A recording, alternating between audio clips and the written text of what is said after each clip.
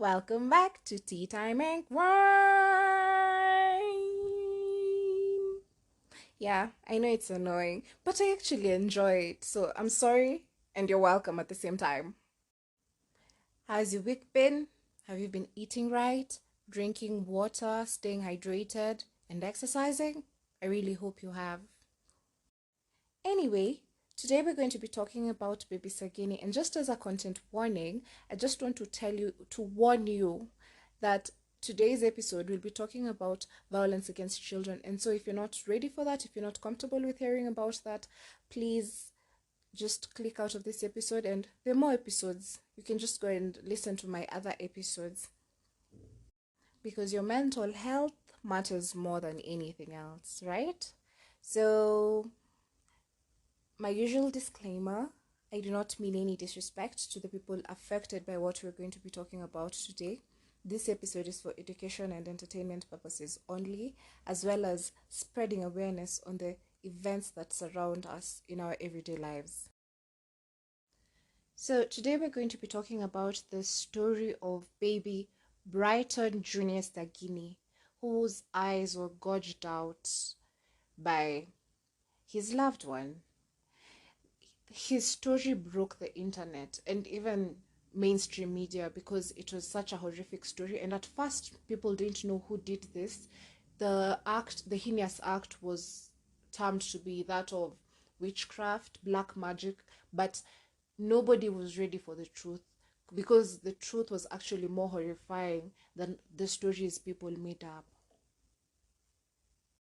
On the 13th of December 2022, in Ikuruma village, Marani, Kisii County, 3-year-old Brighton Junior Sagini and his 7-year-old sister, Chantel Kemunto, were going about their normal daily chores.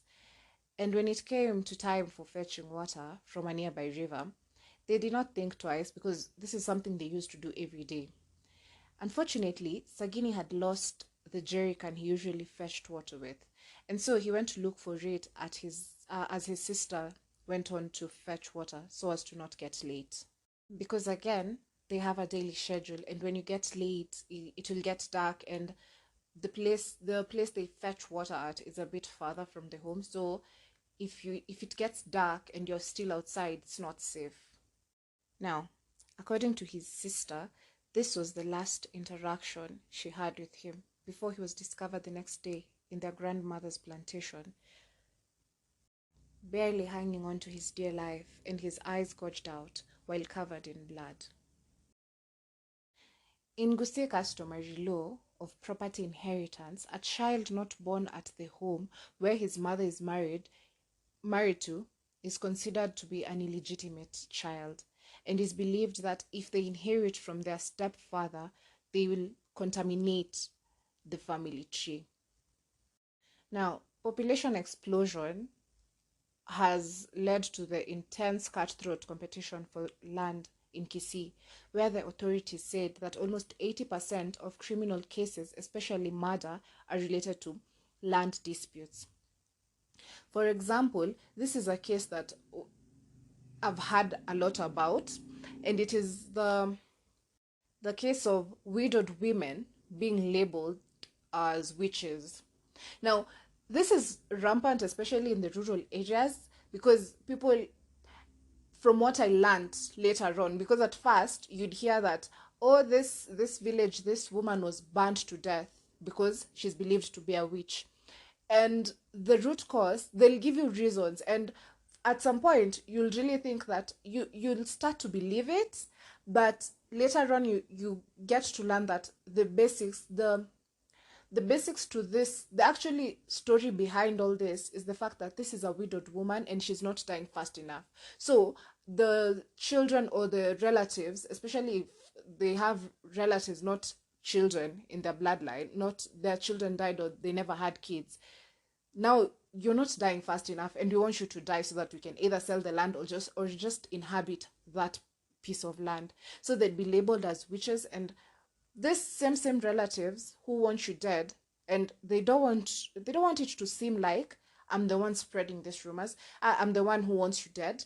They'll go spreading rumors in the village among the people. They'll go setting those planting those seeds of so and so is a witch, so and so is a witch, so and so is a witch, especially if someone in their immediate family dies, or someone in the village dies. Like, let me give you this example. If you go see a child when after they're born, you go see a child, or you just see a child roaming about, and you say hi to them, or you just pass them, and by some unfortunate reason or misfortune that child dies, everyone will say that you gave them an evil eye, and so you're a witch. You see, ever since this woman moved to here, or ever since this woman passed through here, my children have been getting sick. She must be a witch. And so those cases are so rampant, to the point, and it's always the solution for those people is always one: we ban them or we kill them. It's always lynching without proof, without, I don't even think you're justified to kill someone just because you think they're a witch. But yeah, that's one of the cases I've personally heard about concerning land disputes. It's very sad. Not only even the cases of siblings rivalry, people hating each other seriously because of a land dispute, because their parents did not assign specific pieces of land to this sibling and this sibling. So after the parents have died, the kids who are left behind would literally kill each other so that they can have the whole piece of the land, which is so sad. No matter what the police try to do to try and help or to try and curb this situation, they still occur, they still happen, they're still very rampant everywhere around Kenya. It's not only in Kisii, I also hear it in other rural areas, even here in, not necessarily Nairobi, but in Nairobi's environs. It's a very normal phenomenon.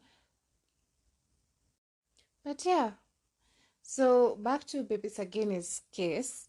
The police sources said that the plan by the suspects was to have the baby eliminated, to get him out of the lineup for land inheritance, and instead it would remain in the hands of those born within the homestead, of which Pacifa's son Alex, minor, was also a stepson, so that doesn't make any sense.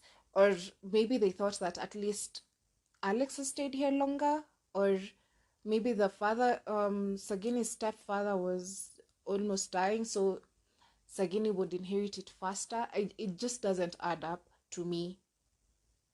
And just to reiterate, the only reason this family had a problem with baby Sagini, you remember he has a sister, an elder sister called Chantel. The only reason they had a problem with baby Sagini, was because in Gusiland customary law, land is only inherited by the male born sons of the family, not the female. So Chantel is not a problem in most cases. Even though nowadays in other areas, I feel like nowadays daughters still get land instead of the previous law where it was only the sons who got to inherit the land that their fathers or parents or grandparents owned. I'm not sure. So what what what does your culture in this day and age do? Do girls get to inherit their father's land, or is it the same phenomenon as in this family where only the male born sons get to inherit land?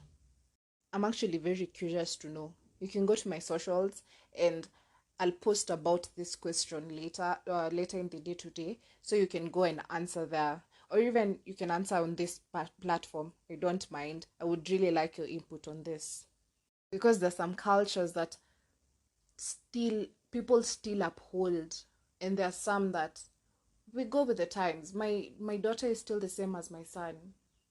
I don't have to deprive my daughter of having this piece of land with the assumption that she'll get married and inherit her husband's piece of land, of which, what if she doesn't get married, or what if she does get married but she ends up leaving that family, or I don't know. There's just so many factors to take up here. Or what if she just needs something of her own? Because the main basics to this phenomenon was that women were more of, not even, I wouldn't say tools. Women were more of an object where I'll sell you. That's why there was even bride price. I'm selling this person because she's of no use to me. She can go to that other village and stay there and live there. And my sons will remain here with me. But now, with times changing, we don't necessarily live in that village system anymore. With urbanization, the village system is slowly being eroded. So you find this person is living. Anyway, this is just going to take me on a merry-go-round, and I'm going to be talking about it for a very long time. So let's just cut it short. And now let's go back to the day in question here. And that was the 13th of December, 2022. And at around 9 a.m., as Rael, the grandmother, was doing her morning chores, Pacifa, baby Sagini's aunt, went on to tell her, or rather to inform her, that she was attending a burial in the neighborhood, despite the fact that they had not talked to each other for well over 1 year. And at around 10 a.m., 3-year-old Sagini was found by his grandmother having defecated in a sufuria and was punished for that. And this is his grandmother's account of events on that particular day. So after being beaten, he ran from the house and went to play at around 2 p.m. Oh, he went to play just in the neighborhood. And at around 2 p.m., when he approached the home, I think maybe he was hungry or just thirsty, or he wanted to take a break from playing because he's been playing from late morning. He saw his grandma and once again ran away to avoid more beatings, or rather just to avoid the bad energy. He's a 3-year-old, and kids can sense these things. Any form of hostility they can sense even before you talk to them. So now it's believed that after this time, somewhere between this, after 2 p.m., that's where we don't know much about Sagini, where Sagini was, because the timeline we were given by the grandma. As for the sister, she knew what she doesn't know the time, but she knows we were with Sagini at this point of time when we were going to get water, but he didn't have his jerrycan, so I went alone as Sagini was going to look for his jerrycan so he can join me, but he never joined me. Now, it's during this process of Chantel going to fetch water and Sagini just going about his business, that was when he was waylaid by his assailants while looking for his jerrycan, or simply playing, because once again, he's a friggin' 3-year-old boy. A 3-year, you do not, when you hear about what he went through, I think it's my brain trying to protect itself, but you can't comprehend the fact that this is a 3-year-old. Do you know how tiny a 3-year-old is? Do you know how sweet a 3-year-old is, despite being in that stage of being the terrible threes? Oh, actually, it's the terrible twos. But despite being hard-headed, despite being just a baby doing what he's supposed to do as a 3-year-old, 3 people took him by force, stuffed him in a sack, and went ahead to strike him in the head, and then gouging out his eyes with their bare hands. Again, this is a 3-year-old, and I'm sure you can hear my voice, the tone of my voice increasing, because this is shocking. A 3-year-old. Do you know how tiny that human being is? Do you know how blameless that child is? I mean, how do you even do that? Now, the 3 assailants were the 3 people who are supposed to be protecting this young soul. That is his grandmother, or rather, okay, I won't keep on saying the step, because we've already established that this is a step family. It's not his actual family. So his grandmother, Rael, who's the one who struck him in the head and gouged out his eyes with her bare hands. And his cousin, Alex Minor Ochogo, that is Pacifa's son, and even Pacifa herself was there also.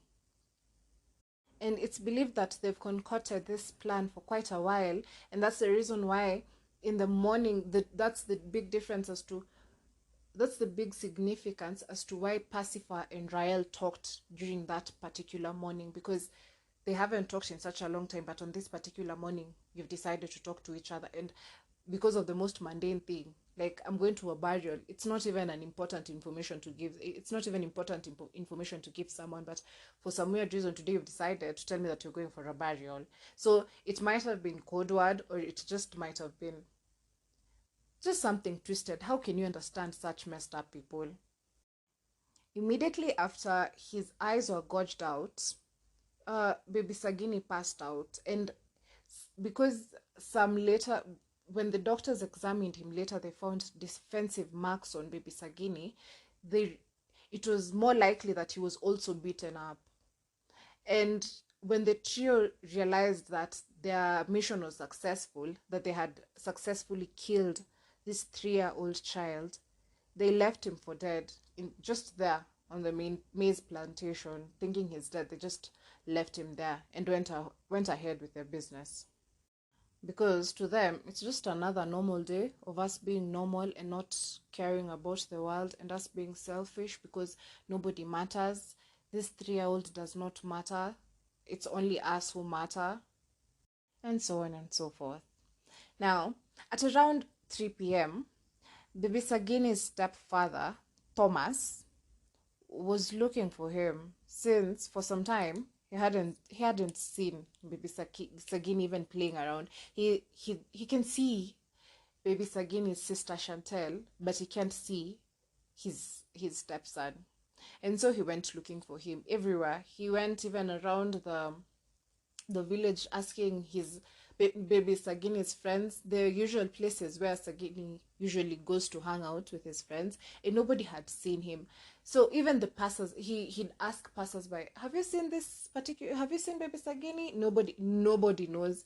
And he continued with, oh, and also another fun fact, Thomas's mother, Rael, baby Sagini's grandmother, who was the one who actually gouged out baby Sagini's eyes, went with her son, Thomas, baby Sagini's stepfather, to look for baby Sagini.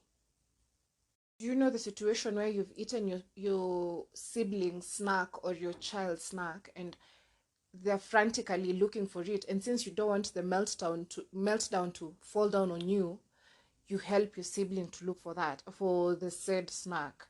I feel like that was a situation. Like, oh, let's look under the table. Let's look under the bed. We can't find him, And it's so conniving of this woman. And the search continued on until until about 8 p.m. in the evening, since it was a bit chilly outside. Now, the thing that struck me about this was the grandmother's account of events. They looked for baby Sagini until about around 8 p.m. and it was all obviously pitch black, because this was inside the village. There's no street lights and all that stuff. So when it's dark, it's really dark. And maybe if the moon is shining, that's when you can see. But if not, you're in the pitch black of darkness. Is that how you phrase it? Anyway, yeah. So the thing that struck me about this is thinking, even if it's my baby sister, even if it's someone who's my niece or my cousin who's 18 years old, if they're outside and I don't know where they are, and I'm not sure, they're not okay. This is a 3-year-old. How can you go to sleep comfortably knowing that they're outside somewhere? So in my opinion, either the father thought or assumed that baby Sagini was at a friend's house and he'd show up the next day, because kids wander off. It's normal, and maybe this is something that has occurred before and he came back the next day like nothing happened. Or This is just another example of an adult failing this child. He just didn't care enough. Just because now I'm a bit chilly, I can't stay outside any longer.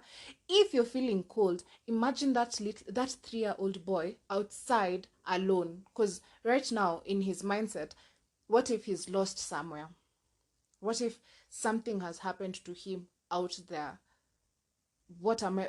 If I'm feeling cold, how is this 3-year-old feeling outside? But anyway, those are just my 2 cents. Now, the father and the stepfather and the grandma came back home and they went to bed. And on the next morning, they didn't even go to look for the child, for baby Sagini. They went ahead with their normal morning routines. Like nothing happened, he'll just show up. Once again, maybe this has happened before, where Sagini went away to play and he got carried away, and so he slept it off at a friend's house, and then he came back in the morning. But then on December 14th, that's the next day, during the late morning hours, while doing their usual chores, they were informed by Rael was informed by one of her other grandchildren. I assumed it's one of her grandchildren from her daughters. She was informed that baby Sagini was lying along some path not far from their house. They immediately went to check on the said spot, only to find Sagini curled up in pain and covered in blood. Rael immediately picked the little baby up and took him to her house. Now, at first, when Rael was interrogated by the police, she said that initially she did not see, or rather notice, that baby Sagini's eyes were gorged out because he was soaked in blood everywhere. So you wouldn't really know where the injury was. You just knew that this baby's hurt, and he was not responsive, if I'm not wrong. But he was alive, contrary to the belief of the trio that actually did this to him. And now, since this is obviously a small village, word travels fast. And so this whole ordeal had attracted a crowd. And as a result, the police were informed and they immediately came. When they came, they took this young boy, of which I think the thing that saved this young boy was the crowd this event brought up to the homestead. Because if either one of the 3 individuals found the baby still alive in that plantation, as in if they went to check on him and they found that he was still alive, they would have easily finished the job, in my opinion. So the fact that other people found him and a crowd had already come to see what had happened, that's what saved this baby. Now, on the other side of things, Pacifa, the daughter-in-law to Rael, baby Sagini's aunt, was being escorted by his only son, Alex Minor Ochogo, to the bus station, since Pacifa knew that the wrath of the villagers would fall on her because just 1 year prior they were ready to kill her because of her husband's death, and now another suspicious. No, okay, I'm guessing at this particular point in time, she thought she knew that this baby was dead. So another suspicious death in the family. So this means that this woman over here is out here killing people. So she was to flee to Nairobi, and she was successful at that. She went to Nairobi before even anyone knew about baby Sagini's heinous act that was brought upon him, and she remained in hiding until eventually the police caught up to her. Now, I'd already said that the police came and took baby Sagini. Rael just took the baby to the house. She did nothing else. I don't know why. Maybe she was waiting for the police. Maybe she was waiting for transport. I don't know why she just kept. Clearly, this baby is not okay. So kudos to whoever calls the police to come and take control of this situation, because you never know. Maybe this child would have died in the house, or Maybe if this woman was given just even a glimpse of a second alone with that child, we would be talking about a different story today. Now, the police came and after being informed of the situation, they came and took the baby to hospital. At first, baby Sagini was taken to Kisii Teaching and Referral Hospital, but later on, he was transferred to Kisii Eye Hospital for specialized attention. After he was stable, both Sagini and his sister, Chantel, were placed with a social worker called Josephine Karimi. And we'll get more into her report on how the children acted when they came into her care. Oh, just a side note, something that actually struck me when I was reading about this story, when I was researching about this story, is the fact that in Kisii, and actually not only Kisii, in many parts of this country, there are no male, or rather, is it male or boys rescue center. There are many girls rescue centers, but there isn't any for boys, which is actually very shocking. The boy child in the community is being suppressed every single day. They're not as important. You can see even with education, with every factor of life, the boy child is being pushed down more and more, and it's disheartening because yes, we want to raise a generation of strong women, but we're also forgetting about our boys, our men, our boys who will one day become men. But at least baby Sagini got to be taken in by this particular social worker called Josephine Karimi. And cheers to her for giving these children the love that they clearly lacked for a very long time in their lives. Now, baby Sagini's medical report. Oh my god, I've forgotten how to talk. Now, baby Sagini's medical report, yes, revealed that despite the total destruction of his eyes, rendering the 3-year-old blind for the rest of his life, baby Sagini also had scratch marks which have been caused by more than one person and had sustained severe injuries, some caused by a sharp object. I mean, once again, this is a 3-year-old child. I don't know if I can make that any clearer. This human being has only been in the world for 3 years and he's gone through such atrocities. How is that even possible? How can you even process such a heinous act in your mind and bring it to fruition? 3 grown adults. Rael, the grandmother, is 84, 87. Pacifa is in her 60s. And Alex, the cousin, Pacifa's son, is 26. How does this even come across as something you do and you actually do it? I mean, some punishments, I don't think there's enough punishment in this world to fit the crime that they did. Now, Josephine Karemi, who's the social worker who took in baby Brighton Sagini and his sister, Chantel Kemunto, told the court that the minors have improved since they first came into her care. At first, the children were very violent, using abusive language, and would even eat food fast, as well as hogging and overeating food when they were given. This is a sign of the children not getting enough food in their previous home, as well as growing up in an unstable, hostile environment. From the events of this one day, it goes to show how neglected these children were. The fact that you'd let a child just sleep outside the house, you don't know where they are, and also the fact that if you the fact that his eyes were gouged out by his grandma and his aunt and cousin just shows that nobody cared about these children. And it just, as much as this child's life has been destroyed by this particular event, I also feel like it's the best thing that happened to them. And no, I'm not saying you to try and be offensive. I'm trying to be as respectful as possible, because if this didn't happen, this issue wouldn't have been brought to light.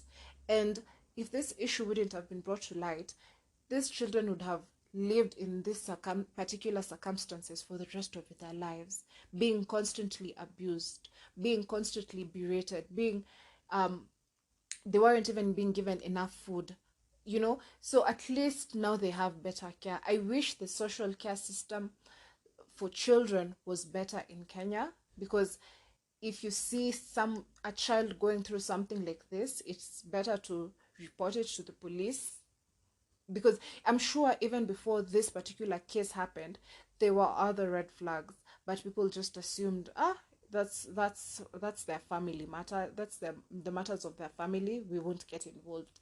You can't just go from 0 to 100 in about 0 seconds, and there aren't other red flags before this particular event. Or maybe the children weren't even were instructed not to tell others what goes on in their house. Maybe. There are many factors to consider in this story, because not much information is put out. No, we don't know a lot about what happened before, but I just know in the pit of my stomach that this is not just an isolated occasion. These children were not in a good environment at all. Now, Josephine also told the court that the children have been receiving psychological support and are both healing from the torture they went through in that, even prior to that particular day. Now, one person we haven't talked about in this whole story, we've briefly talked about her, but not much, not to the extent that it should be covered, is baby Sagini's mother, biological mother. Oh, he only has one mom. His mother, Maureen Nyaboke. Now, during his initial interview with the police, Thomas claimed that during the whole ordeal, from the moment his stepson went missing, he tried calling Sagini's mother, Maureen Nyaboke, but he couldn't reach her because her phone was off, or it just couldn't get connected. And obviously later on she learned about what had happened, and on the 18th of December 2022, as Maureen Nyaboke was leaving Kisii Care Facility, where her son was at the time, the police arrested her and detained her at Nyanchwa police station on charges of parental neglect.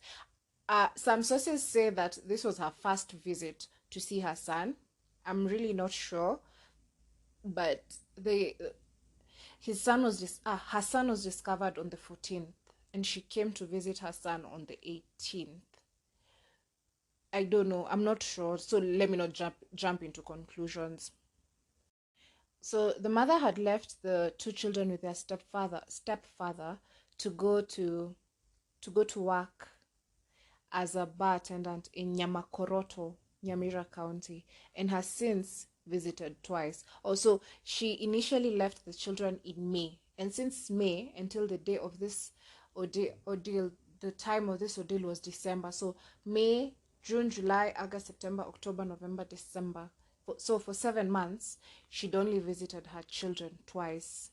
And later on, the husband told the police that Maureen always sent money his way for her children's upkeep, hence rendering the charge moot. But also, I feel like leaving your child with with their stepfather, I don't know, something just doesn't rub right with me, because first of all, they're not his children.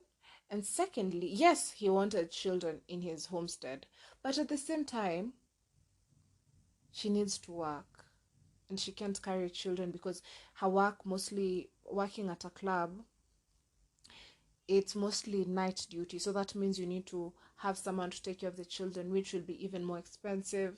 So maybe she was just in a tough spot and needed help. I don't know, but yeah, it is what it is.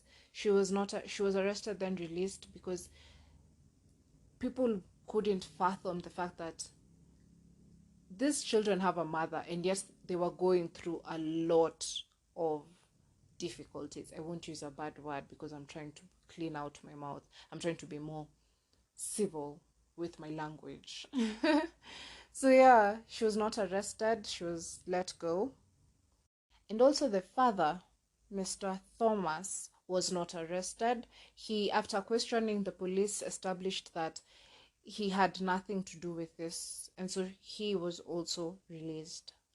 And on January 18th, the preliminary hearing of the three suspects uh, stated that the three, that is the grandma, Rael, um, Pacifer, and Alex, were charged with attempted murder, but the charge was later changed to causing grievous bodily harm, and they all denied the charges. They all pleaded innocent. They were not guilty. No, not guilty. On July 8th, 2023, so just 1 week ago, Rael, Pacifer, and Alex were found guilty of causing grievous bodily harm after they gouged out baby Sagini's eyes, and their ruling their sentencing ruling will be held, was set for the 21st of July 2023. And the thing that, so to me, this is a happy ending, because these people, these three human beings who don't even deserve to be called human beings, these three animals left baby Sagini thinking he was dead, and they just left him there. No dignity, nothing. They've taken the most important thing from this child, and that's his life, in their minds at the time. They've gouged out his eyes, which it was completely unnecessary. If you wanted to kill him, just kill him. Why do you have to dehumanize him so much by gouging out his eyes? But yeah, they gouged out his eyes and left him for dead. And during that trial, even the initial one, this young strong fella, baby Sagini, testified. Even his sister testified in court. Yes, it was virtual, but still, the strength this young human being has, oh my God, it is such an amazing thing to, okay, I was reading it, but it is such an amazing thing to think of, that this young boy, this 3-year-old, has so much resilience. He was eloquent in his speech as he was explaining. He's the one who said that my grandmother Nyakarario was the one who gouged out my eyes and hit me at the back of my head. He even pointed at the part of his head where his grandmother hit him. I mean, talk about a strong human being. He should be a folk legend. At 3 years old, such resilience cannot be even fathomed. If you tell someone this story who doesn't already know about it, they'd think that you're making it up. I mean, kudos to this young man, and I pray that everything good comes his way. He is going to be a great human being. And yes, his eyesight, he doesn't have eyesight anymore. But guess what? He will still achieve a lot, because he's a resilient human being. He will still overcome this ridge that has been put his way. He's still going to overcome it. And the fact that he even survived, you can only imagine how embarrassed these three people were by the fact that they're so stupid they can't even kill right.